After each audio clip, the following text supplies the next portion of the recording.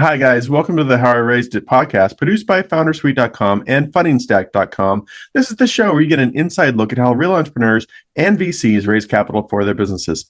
I'm your host, Nathan Beckert, and today's episode is with Pablo Srugo of Mistral.vc.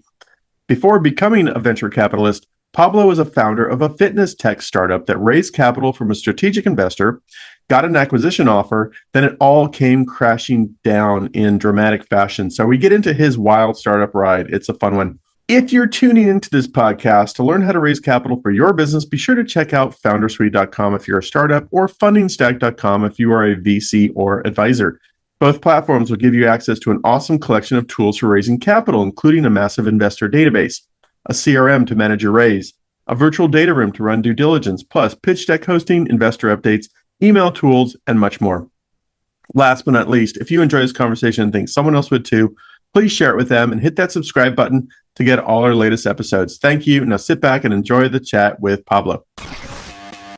Welcome to How I Raised It, the podcast that goes behind the scenes with entrepreneurs who've raised capital.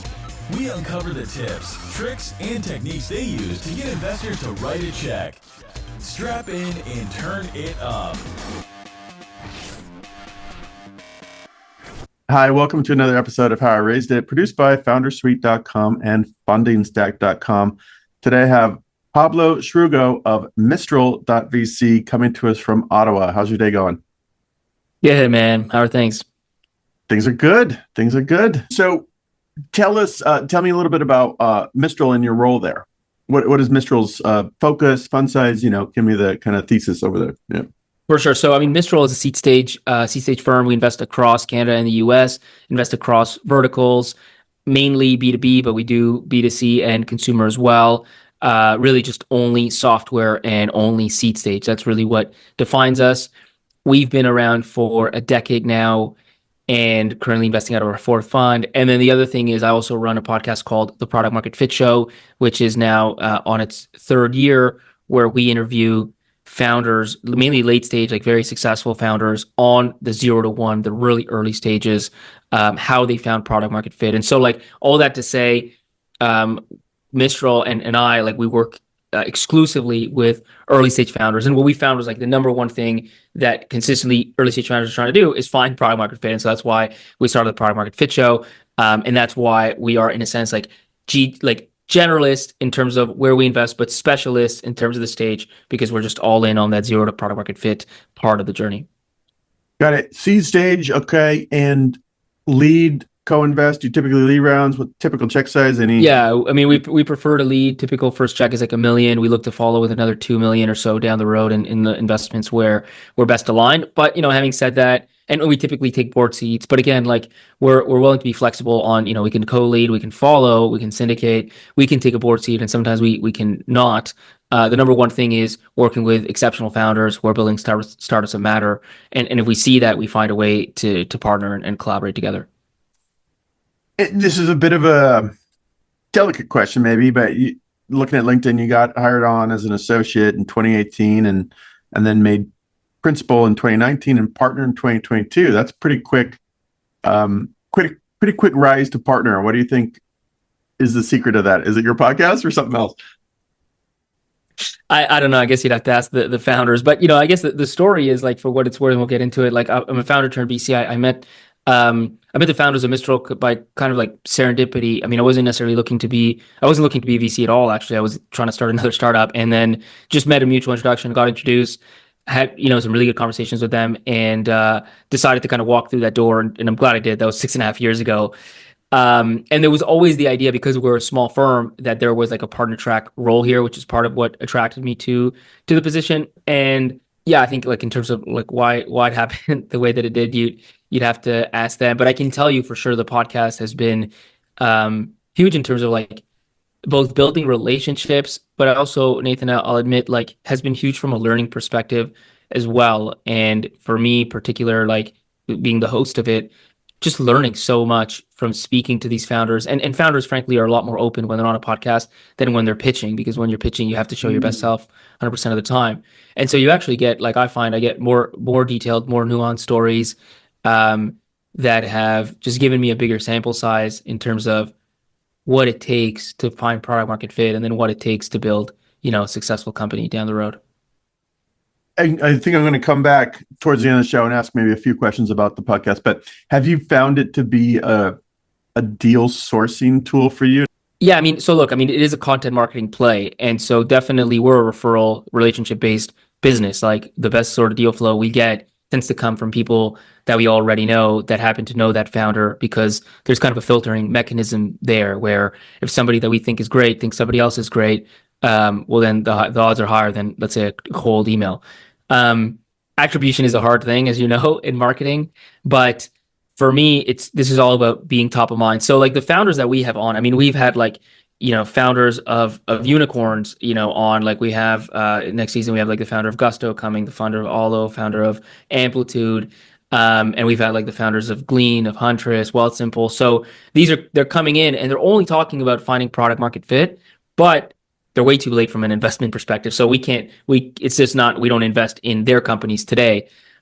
We've also had like earlier stage. So we've also lately had like founders of like a Series A, somebody who raised like a really hot Series A, come in and talk about what they did just last year, because there's some freshness to it.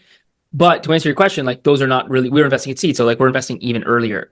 The point though is that by creating content that resonates with the sorts of founders that we want to work with, they'll learn about us, think about us, and also other people in the ecosystem will, kind of the atomic thing that's like what's happened across the board is people are asking people, hey, which VC should I speak with? And if you want to be the answer to that question, you need to be top of mind and you need to be associated with quality. And so that's what we're hoping to do with the Product Market Fit Show. Like as a marketing channel, I think there's a lot of there's relationship building, there's learning that we get from it. But then from a marketing perspective, that's what we try to accomplish with it. Cool. I think we'll loop back to that. One more question, then I want to talk about your startup before being a VC. Do you give us a little color on being a VC versus being a startup founder? Is life a lot easier, more fun, less fun? Contrast and compare being a VC versus being a founder. Yeah, I love that question. I think I'll give you a blunt answer. Like there is zero doubt that being a VC is easier than being an early stage founder. Just zero doubt. And I think it's funny, like sometimes, obviously there's a lot of VCs who've never been founders.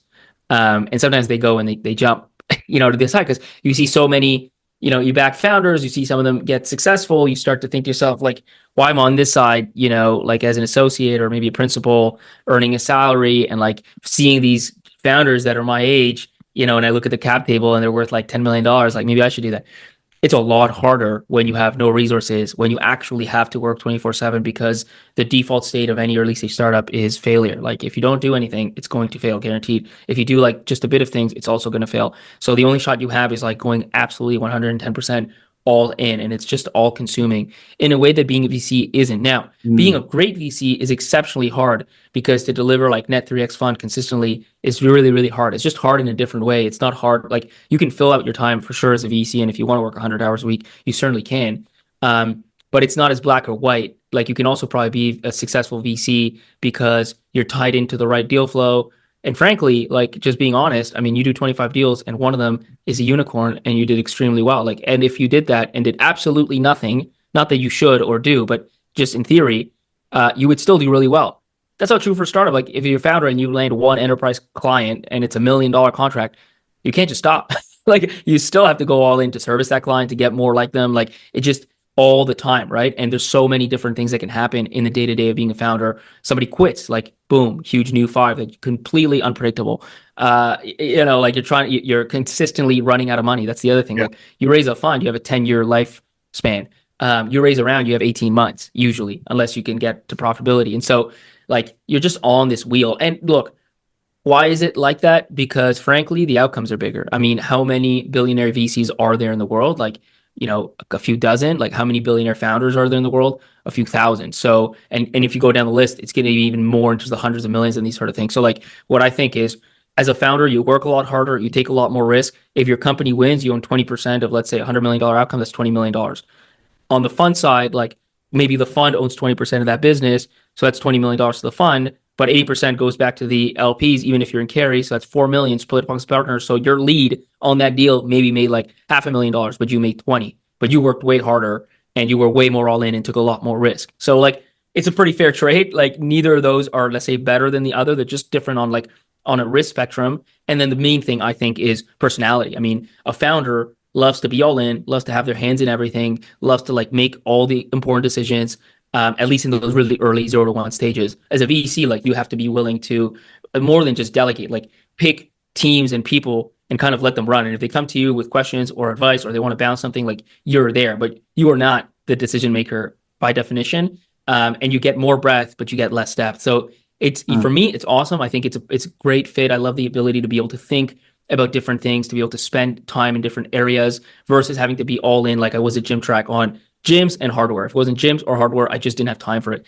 But many founders would not be great VCs. They get bored, and many VCs would not be great founders, in my opinion.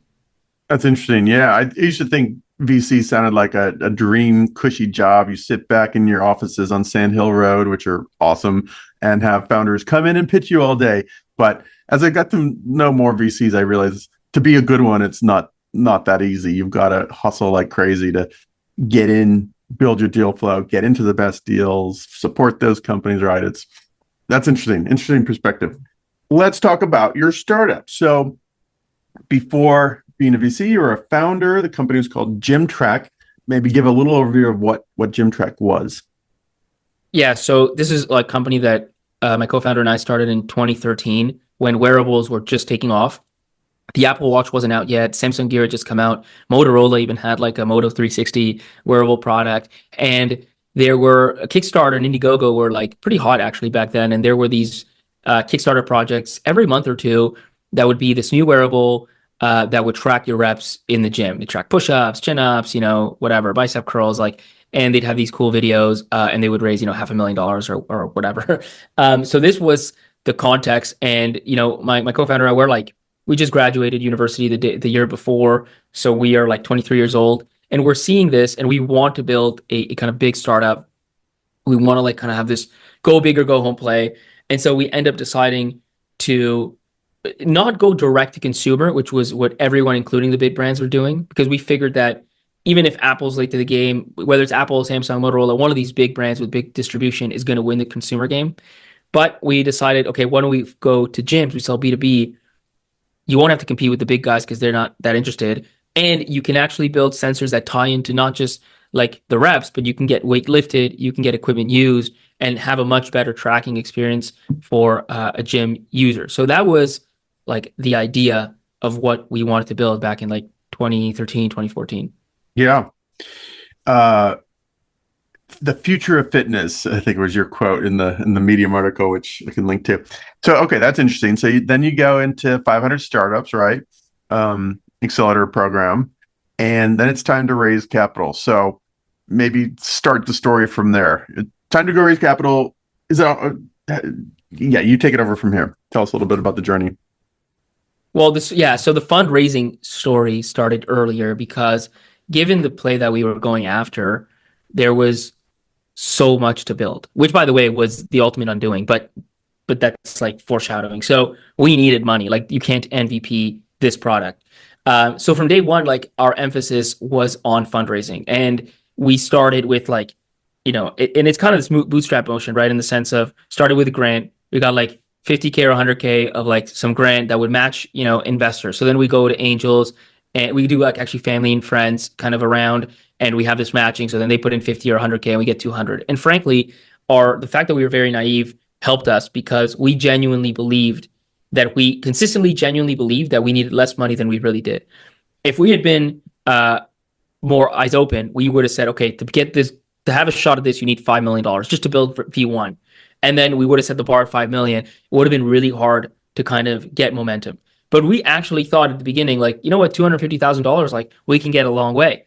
And so when we got 100 plus 100, we're almost there. Now, what happens is as time moves forward and we start realizing literally on a monthly basis that actually we need more money, we start raising that target. So the nice thing is there was always some momentum because when you're 200 of 250, you're almost closed. And so for a net new investor, it's like, okay, these guys, they need 250, they're almost 200, here's 25K, I'm basically the last money in. Then we decide, and this was not done in a bad way, like trying to dupe people. It was literally just we learned as we went, and we decided, wait, actually, we need like 500,000. So now, okay, but at least you're halfway there, and so you always kind of had this momentum. Now, what happens in this turning point? You mentioned 500. We're in Ottawa, and like Ottawa is not SF. Like there's not, and especially 10 years ago, there just wasn't that much fundraising activity here. But there definitely was an angel network, and many angels from here supported us. So we were speaking with these angels, and there's like a handful of them that were quite interested. I mean, they liked us, they liked the story, but they were on the fence. Like it was kind of like, yeah, like I think I could definitely see myself doing this, but they didn't do it. So we're kind of looking for some sort of catalyst event to get them over the line. And then what happens is my co-founder Lee at one point goes to this conference called Startup Fest, which is in Montreal, and really just hustles. I mean, bottom line is he just networks, he meets different people, he meets this one founder who introduces him to somebody who then gives him his business card, and it turns out it's the founder of 500 Startups. And so Lee and the founder of 500, they go out for like drinks. And honestly, like I think he just saw something and Lee saw something in the idea and just said, you know what, like there's a batch starting in SF on Monday. This is like Saturday. You guys are in if you want to be in. So I get that call and we're like, okay, cool, let's do it. And so all of a sudden, like we took a couple more days because Lee didn't have his passport updated. And so we had to refresh that. But by Wednesday, we were in SF, part of batch, I think it was batch 10, which meant obviously there was an investment from 500. I think it was like 75K if I remember correctly. And it was a catalyst event for all these angels. Like, hey guys, we just got into 500 Startups. It's one of the best accelerators in the world. We're in the Valley now. Like we're obviously going to raise. So like if you guys want in, like now's the time. And frankly, that was what they needed to move over the line. So we got into 500 back then. Obviously today, like fundraisers are bigger, pre-seeds are bigger, but back then we got into 500, we'd raised maybe 750K. And I recall out of our batch, we were the best funded startup at that time. Most of them hadn't raised anything, maybe 100K plus the 500 money. So, all that to say, like, we're feeling hot, and we're like 24 years old at the time. So it's not that easy to feel like you're the next, Steve Jobs or Mark Zuckerberg. Like it takes a little bit of heat, and all of a sudden your brain kind of starts making these associations that, looking back are a little bit crazy. But that's kind of our mindset back then. That's cool. And then, all right, so fast forward a little bit, you get a call from a European fitness equipment manufacturer. So were you starting to raise your Series A round at that point, or where are we at? Usually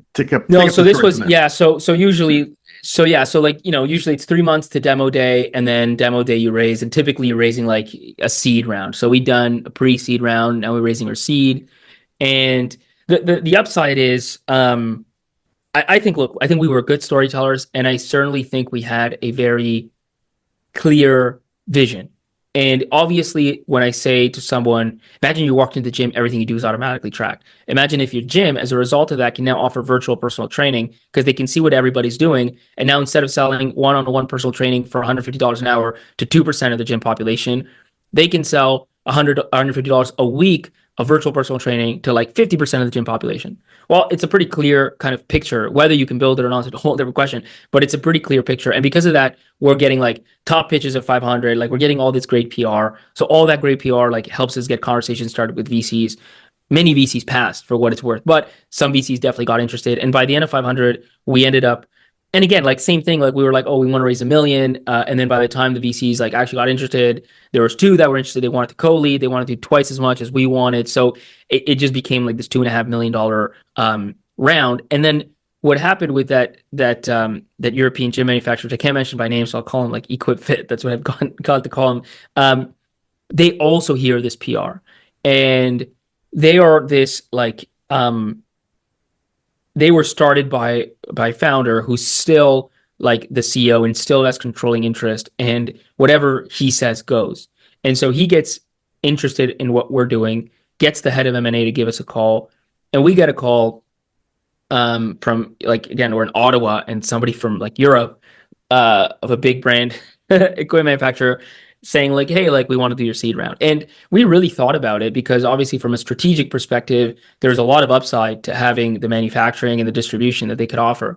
But we also were pretty far along with the VCs. We'd signed a term sheet and they'd already done some due diligence. And we were not that naive. So we knew like as much as they were talking a big game, they'd still have to go through all the motions. And then we could lose both. Like you could lose the VCs by saying no. You could lose these guys if they pass and you got nothing. So we ended up saying, you know what, we can't. Like we're just going to do this VC thing. It's too far along. And so that's what we do. We close that seat round. And literally a month later, we get another call and from the head of M&A who says, look, like the founder is still interested. He wants to do something. He's saying that if you pass, you couldn't do the seed. Okay, that's fine. Like, let's do the next round. Like, let's do your A. A month later, we're like, okay, like, you know what I mean? Like, why not? And again, like, we're just on this crazy trajectory for us because we started in like, this is a year after we started. We'd raised a seed round. Like, we were in the press. Like, we went to the Valley, came back. Like, for us, everything was just happening so fast. It felt like a little surreal. It felt like a little bit of a movie. And this is just a perfect continuation of that. So we end up flying to their office in some little village in Europe. And this is like, it's just crazy the way this stuff happened. Like I now I've been part of so many fundraising events and between us, like they're pretty dull. I mean, like, you either interested or you're not. If you are, you kind of negotiate, a little bit. And, you issue a term sheet, maybe they have multiple term sheets, maybe get another call to reprice it. That's about it. This was not that. Like, this was not that at all. This was like a scene out of a movie that even when I describe it feels fake. And if I saw this in a movie, I would say to my wife, this is not how these things happen. Like, this is a terrible movie, right? But this really happened. We go in, they show us around their whole campus. I hadn't slept like 1 minute day before, so I'm already like in this weird state, like 5 espressos in. Finally, at like 1 p.m., we sit down in this room, and head of M&A, CFO, and the founder come in, and we just go into this like insane negotiation because we had done a round at like it was like 6.65 million posts, if I remember correctly, and we had talked the night before, like Lee and I at the hotel. We'd gone through every, when you have like a really big, maybe it's a salary negotiation or maybe it's fundraising or some other like customer negotiation. And you really like try to think about every possible like way things could go, every possible line of argument they could make, position they could take. And so we were going down, what if they say this, then we'll say that. If they say that, then we'll say this, like literally everything. And then what we came up with was, listen, we don't need money. We just raised. And they're the ones that are pushing. They obviously like love our company. They really want to do this. Our plan is in 18 months, we had, by the way, locked down this pilot with Anytime Fitness, which is one of the largest gym clubs in the world. They have 3,000 franchises. So the game plan was do the pilot. They gave us a year. They bought the product a year ahead. They said in a year, you deploy in this kind of pilot location. If it goes well, you go to 35 corporate locations, and then you can go to all the franchises. So it was a really big opportunity. So for us, it was develop the product, do this pilot, have it go well, get a contract for like 30 gyms, raise a Series A in 18 months. So we said, look, that's our plan. And in 18 months, when we raise an A, we want to raise like 8 to 10 million. We want it to be a 25 pre. So if these guys want to do it today, great. But that's the price. Like, I'm not lowering the price arbitrarily. So we go into this room and we say that to them. We're like, listen, like, you guys want to do it? Cool. We're going to raise 8 million. It's going to be 25. And they're like, you guys are crazy. Yeah. Like, you guys are nuts. You just raised at like 6.5 million. We're not paying 3 times that. Like, what's wrong with you? Like, we'll pay, 8, like something like that. Like, a little tiny bump. And so now we're in this room with these guys and we want 25 and they want 8, and we got to somehow bridge the gap. And that's the part that just gets so weird. It was hours. I can go into deals, but back and forth, they pull out this like whiteboard type thing, or not whiteboard, but like the ones with the sheets that you kind of like go and use, like flipboard, whatever you call it. And they're drawing stuff out. I don't even know what they're drawing. We take breaks, when they're like, okay, let's take 30 minutes. We go to a different room. We come back. We're just haggling over price like you would for a car, and you're like, oh, 10,000, like a used car. Like, oh, I'll give you 10. Oh, it's 12. Okay, cool. Like this kind of a thing for hours. And finally, we end up like closing that gap. And I think they're at like, we want 14 and they're offering 12. And then I remember that this idea came to me. I think it was on the spot. It might have been the night before. But basically, you do the classic negotiation move, like it's not me, it's them. Like you blame somebody else that's not here, right? So I'm like, listen, I want to do this deal. I'll do it at 12. But here's the problem. Like my VCs won't let me, right? They said, yeah, go negotiate whatever, but like I won't do anything less than 2x.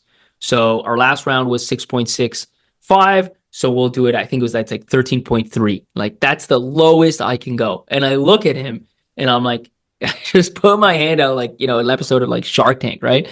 I'm like 13.3, like, let's do it. Uh-huh.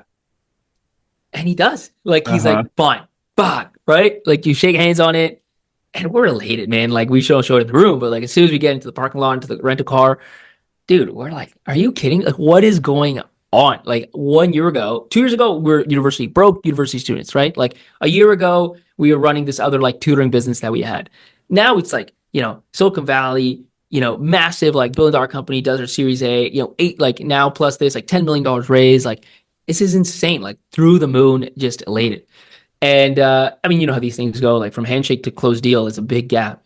And so like, we go back to Ottawa, we start negotiating the term sheet. And this is when things start to break apart, mainly because they wanted Let me interrupt you for a sec. So you had negotiated the valuation and the amount they're investing, but not any of the terms while you're there in Europe, right? Yeah, that's right. That's right. Yeah. Okay. Carry on. Just wanted to set the context here. Yeah. Go on. And so when we start negotiating the term sheet, they start talking about some control terms. They talk about a ROFR, right of first refusal on an exit.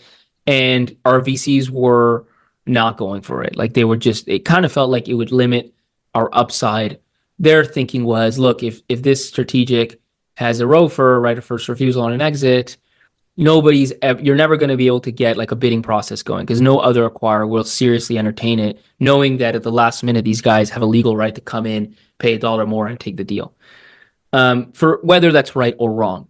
And so it was upsetting, man, because we just wanted to do the deal. Like first of all, we just weren't thinking like, yeah, we wanted to build something big, but we're also like just trying to get the next thing, like $8 million, distribution, manufacturing. That means we can actually like do the stuff we're going to do. Yeah, I don't know what that does to the potential exit down the road, but like, you're not giving me $8 million, nobody else is giving me $8 million. So like, let's do it.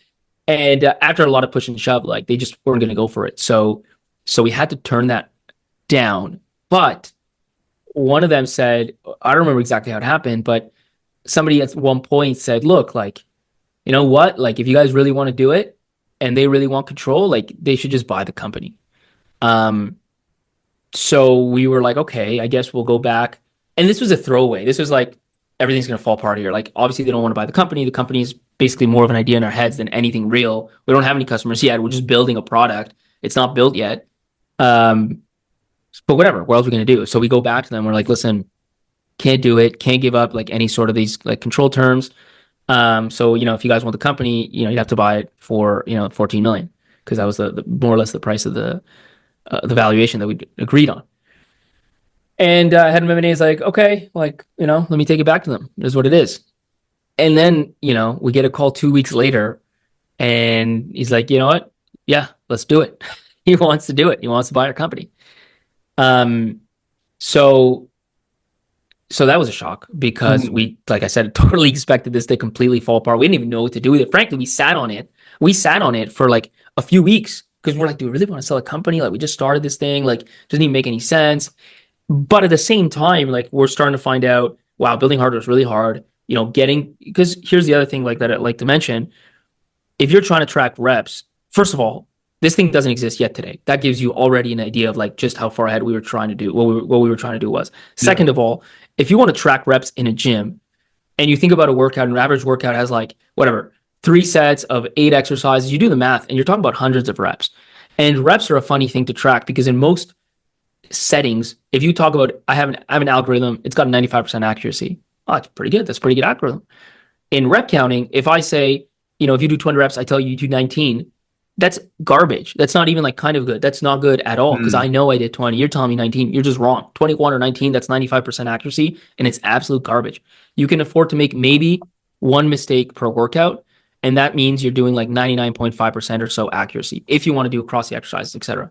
That was the bar. And we're realizing, wow, that's a really high bar. Really easy to get 70% accuracy. Then you start hitting diminishing returns, and you really are hitting diminishing returns past 90% accuracy. So we're seeing these things, realizing how much money we're going to need. We have this offer over here. We're not doing anything with it. And one day, Lee and I are in a room with our CFO, who had just come on like a few months before, senior person, had been through many exits before, really, really solid dude. And we're just talking about the issues, right? And product development is behind and it's going to require money and this and that. And I don't know how, but we end up just kind of mentioning, like really casually, like, yeah, this company, like, said they'd buy us, for 14 million, but like whatever. And he's just like, dude, what? Like, yeah, like, but whatever. Like, it's kind of a shitty offer. Like, we're obviously not going to take it. And the guy's like, guys, what are you doing? Like, you guys are like, what are you talking about? Like, are you not seeing the problems that I'm seeing? Like, are you not seeing how hard this is going to be? And like, you have this strategic who's going to buy a company, 2x of the investors, millions for you guys. You're like 20 some years old. That's like life-changing money at that age. Totally. And you're just doing nothing with it. And so that like, really flipped a switch for us. Cause like, whoa, okay. Yeah, maybe we're being pretty silly, just not responding. So we did. So we engaged on it. We started going down that path. But long story short, yeah, the path of them acquiring you. That's right. Yeah, like we go back to them, like, you know what? Okay, fine. Let's do this acquisition thing. So then we go down. So here's the problem. Like, the problem is we're running the business. We're going down this like potential acquisition path. It takes legal fees and time and energy and like money, right? To just get a term sheet, like a multi-page, like a fundraising term sheet could be 1 to 3 pages. Like this is 8 or 9 pages. It covers so many edge cases. But guess what? We get it signed. We get that signed. And then we get employment agreements figured out. And then we're working on definitive agreements. They send people down to do like due diligence, like, 3 different engineer types to actually look at the product. This thing's in motion. Are you pretty worried about that? Given how early and fragile you were, like I would be pretty darn nervous of having engineers come and look at my product, right? I don't know. Oh yeah. I mean, we were definitely nervous about it, especially because like we never lied about where we were. And I think like from the outside looking in, it's pretty obvious, hey, these guys started a year and a bit ago, like how far could they really be? But you never know what idea they really have where you're at. And so, and frankly, engineers are pretty like down in terms of like feet on the ground, like, okay, here's where the products are. They're going to go back and be like, this product is not ready for prime time because the product was not ready for prime time, right? The founder might say, okay, but if it was, like, here's this vision, and they could talk that language with us, but the engineers are not going to go back and say anything other than the product is not ready for prime time because it wasn't. So, but what could we really do about it? There's not that much we could do about it, and obviously they want to do that DD. And dude, it goes so far, like this thing, and just for what it's worth, like, I think for me personally, it was like at signing, I think it was like 1.7 million.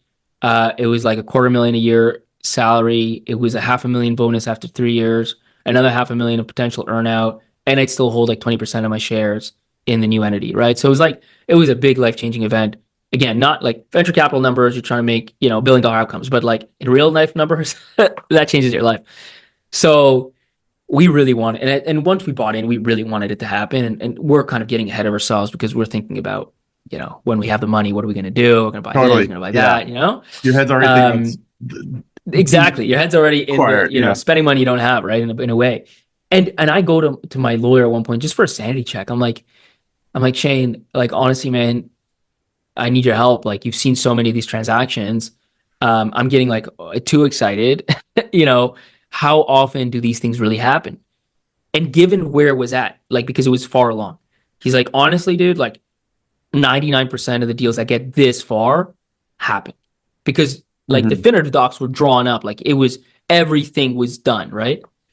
And dude, we were the 1%. Like, ultimately we, things start to get like cold. They start to not respond as fast. And one day we get that call finally, and they're just like, listen, like, founder decided he doesn't want to do it anymore. And that was that. Like one call is all it took to go from millions to layoffs, because at the same time we had $1 million in the bank, spending $250,000 a month. So we had to act. And like maybe a week or two later, we laid off like 2/3 of the staff. And then we ended up hiring a new CEO, and there was 2 more years of the company after that. But like, Gymtrack kind of died that day. Like the air was really sucked out of the balloon after that phone call. It's like truly highs to highs to lows to lows in like 5 minutes. It's amazing. It's an amazing startup story. Not uncommon, even though it's such a dramatic highs and lows story. I've seen this story many times, right? But it still doesn't, it still makes it very exciting. A couple questions. All right. You could probably spend all day asking questions about this, but what do you think gave the founder cold feet? Like, they had been pursuing you since seed round, and where do you think they got gun shy? It's funny. It was one small thing and one big thing. I think for sure the engineer types that came in would have poured cold water on the deal and given him a dose of giving him pause probably. And I don't know this for a fact, but I can only assume they go back and they say, listen, dude, do you really want to do this? I mean, 14 million, it's a decent amount of money. Yeah, these guys are smart. Yeah, they built a decent team, but it's so early. Why do this? Why not just wait and see what happens? You could probably buy it later. Maybe we could build this, all these sort of things. So that's one. The other thing that happened is the small thing, and might have even had the bigger impact. One of our products early on, the conception was this thing called a smart pin. So we had different sensors that would go in the gym.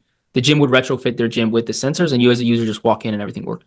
One of these pieces of one of these products was something called a smart pin. And the idea was a gym is full of these weight stack machines. They have dumb pins that just select the machine. So all the gym needs to do is to retrofit their gym. They take those out. They put our smart pins in that have sensors.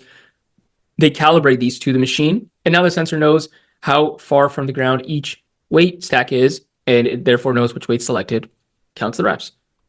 And I remember, because of what the head of M&A had said, and even what the founder had said, that the founder loved that product, just thought it was so slick, easy to install, and just innovative, just made sense. And what happened was, over the course of development, we found that product wasn't as accurate as it could be. With the sensor technology we had back then, there was just so many different ways that interference could happen with different items, and it could just get things wrong. And we came up with a different way of solving that problem. Doesn't really matter, but it was just a different product. So when the engineers come, one of the questions they asked was, okay, cool, and what about the smart pin? And so we'd say, well, actually, we moved away from the smart pin. We got this thing now. It works this way. And I just remember there being pause. Founder wasn't there, right? But the engineers were, and the head of M&A was. And I remember this pause, kind of oh, really? You know what I mean? They didn't really say that, but and so I'm putting those things together, and I'm kind of thinking, I think that besides the founder being impressed with us, he really loved that product. So when the engineers go back, say all these things, and they also say your favorite product, it didn't actually even work. They're not even doing that anymore. That was probably all he needed to just be yeah, okay, let's not do this anymore. Interesting. That's interesting. Okay, another question. When they canceled the acquisition and you have $1 million in the bank, you're burning $250K a month, was there any thought about, hey, let's scramble and go raise another round? Let's tap our existing investors, let's call in all the favors anyone on this planet owes you, and go raise whatever, $10 million, whatever it is, to keep this thing alive. Or was it just too late? Why not go try and raise a round at that point? Yeah, it was too late to go big. We did end up raising a seed extension, but it was $1 million-ish after the layoffs. The problem was, we kind of, VCs, they want you to go big. So when we decided we're going to go after this small raise, that was tough, because they were like, what do you mean? I thought you were building a unicorn. Right now, you're a bit in, you get this offer and you're going to take it. And, for us, it wasn't just the fact that, oh, we see money now, we want to take it. It was also the fact that we'd realized just how much money this would require, just how hard this could be, just how good of a partner they could have been. So there was a lot of things in that. But I think the message to them was, okay, these guys, they're not going to go big. They'll just take a small exit. And so we kind of, in a way, burned that bridge. So there wasn't really the option of, now, okay, guys, it didn't work. Let's go back to the $1 billion story. Do you guys have 5-10 more million for us? It wasn't going to happen. And so instead, we had to kind of resize, raise more of an extension, and find something else that team, because we had a really great team, in my opinion, that team could build. And okay, and then did you end up selling this even for a fraction of what you had originally offered, or just shut the doors at some point? Ultimately we shut the doors, because it was 2 years of trying. But New CEO came in, great guy for what it's worth, worked with him for a couple of years. And his idea was, okay, let's simplify, like let's do something that we can really deliver on. And it was actually a decent sounding idea. So the idea was, these gym operators, another problem they have is gym equipment purchases. So if you go to like, whether it's Anytime Fitness or Retro Fitness or any of these big clubs, every piece of equipment in there costs like $10,000 to $20,000. And they've got a lot of equipment. And if you ask them, hey, when you outfit a new gym or every 7 to whatever years that you buy new equipment, how do you decide what to buy?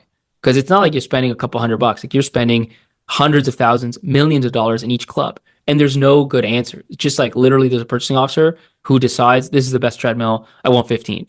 Why not 13? Which, by the way, would save you $40,000. I don't know, just 15, right? So we said, well, why don't we put these like really simple sensors on all the equipment, create a dashboard that shows usage across brands, across time of day, across equipment types, gives them a better understanding of the gym equipment and what they should be buying. And this makes most sense for bigger clubs. Like obviously if you have just one club, you've already bought what you've bought. But if you're constantly opening up new clubs, constantly cycling through equipment in other clubs because there's always something somewhere that's 7 years old, then this makes more sense.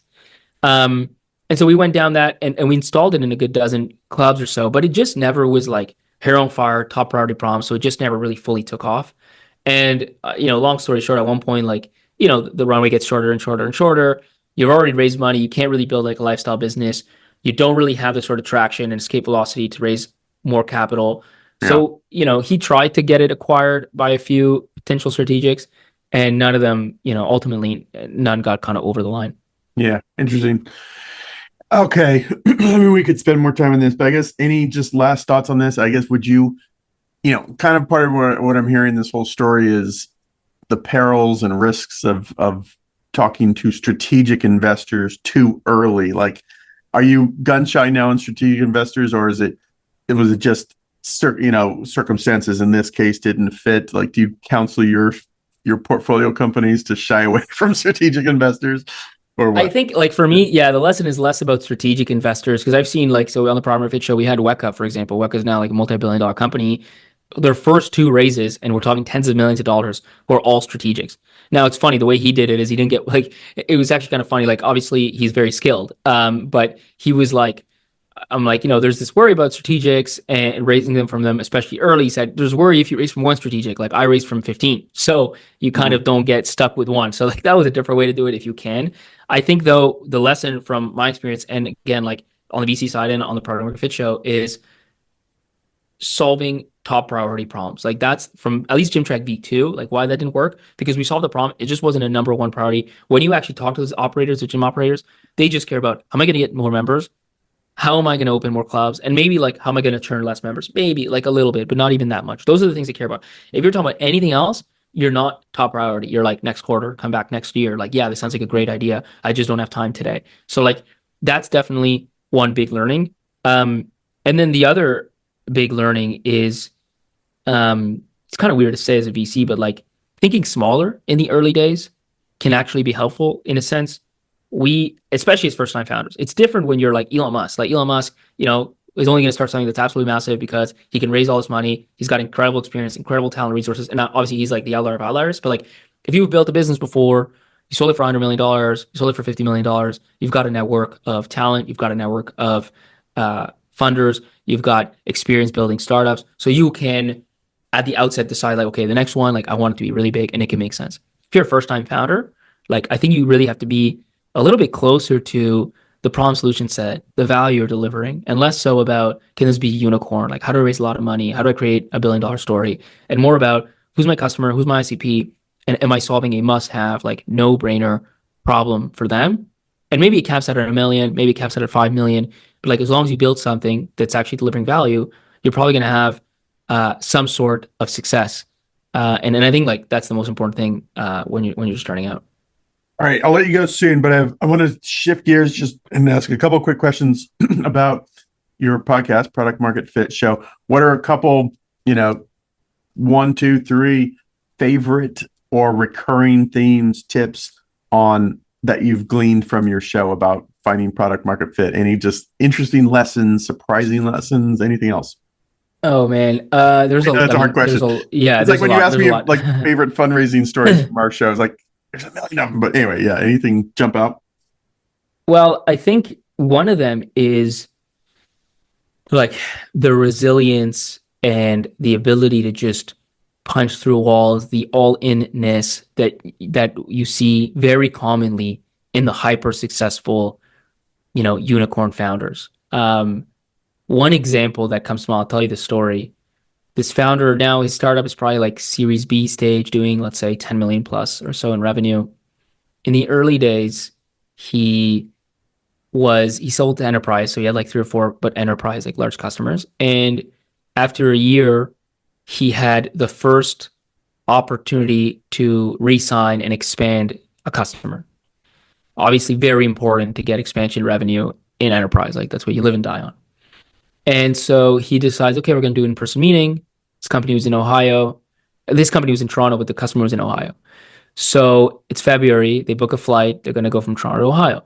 They get to the airport, and the flight, there's a snowstorm. So the flight's like delayed, and then the flight's canceled.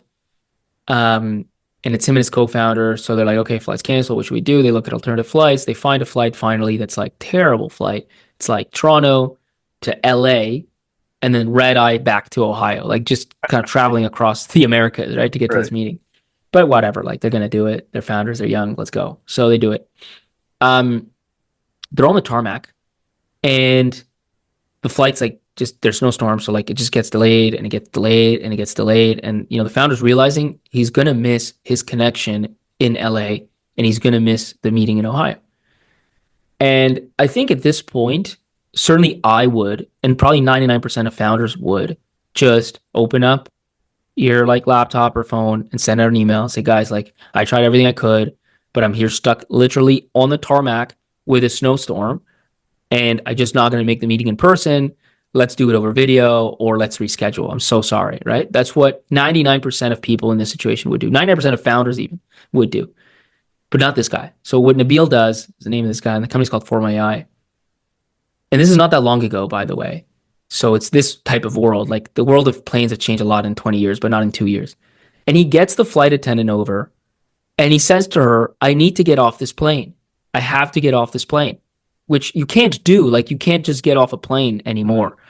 And she, like, he's just so convincing or just like single-minded that she gets him to go to the pilot, like actually lets him talk to the pilot.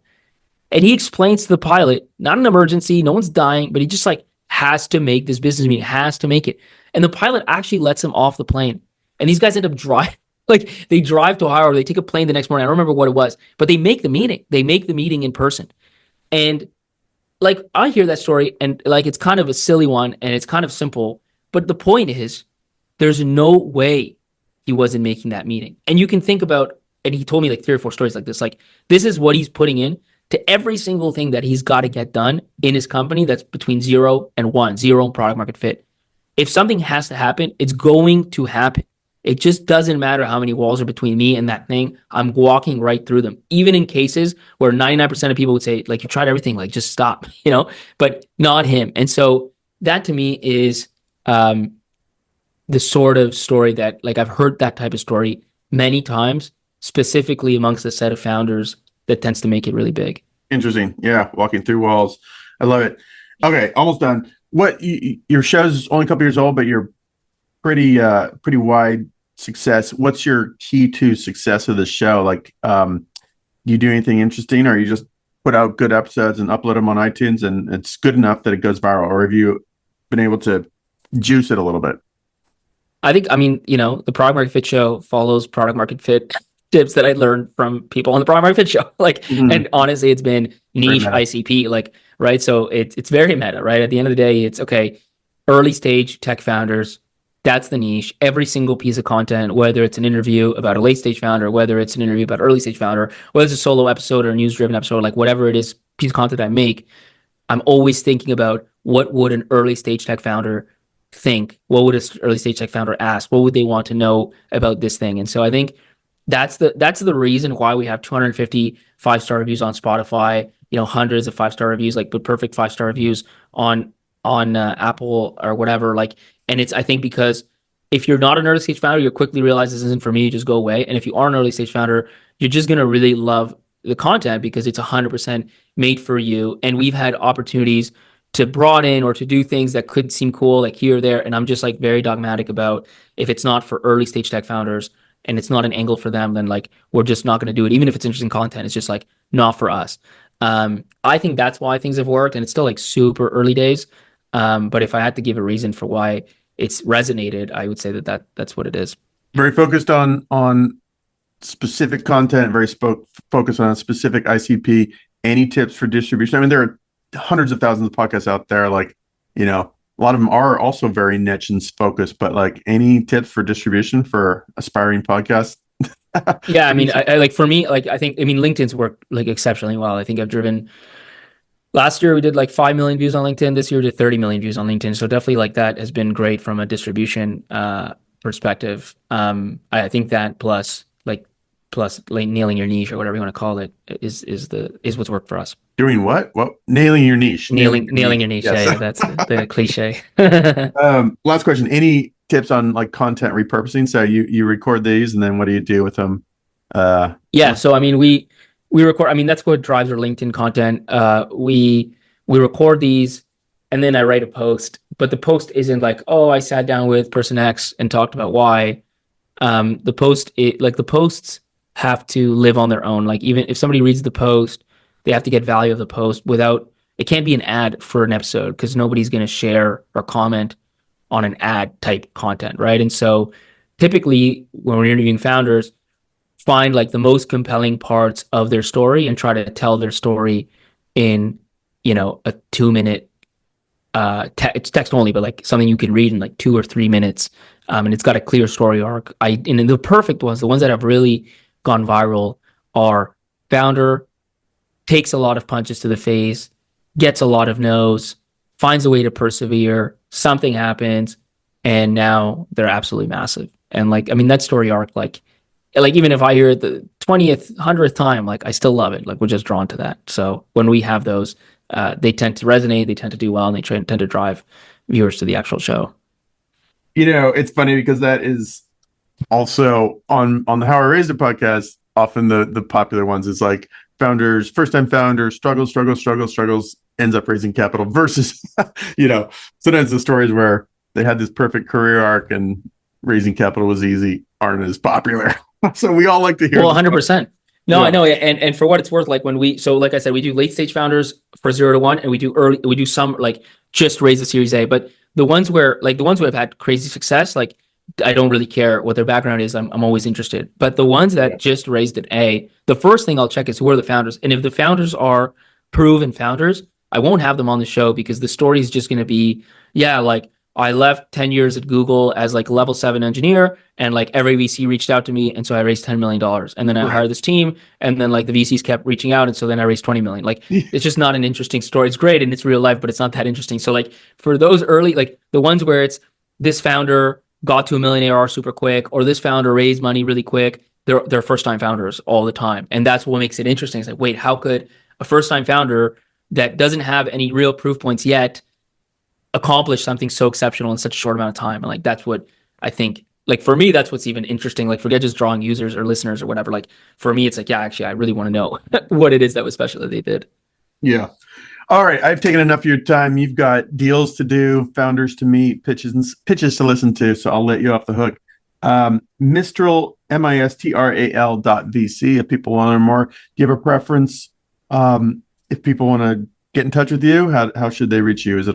Yeah, no, I think like find me on LinkedIn, the Product Market Fit Show, or there's only like, I don't know if there's any other Pablo Srugos, like certainly not in Canada, or I don't even think the US, but maybe in the world, like there's a handful, so not that hard to find. Okay, wonderful. All right, sir. Thank you very much. Super interesting stories. We could talk more about this, but I'll let you go. Thank you, man.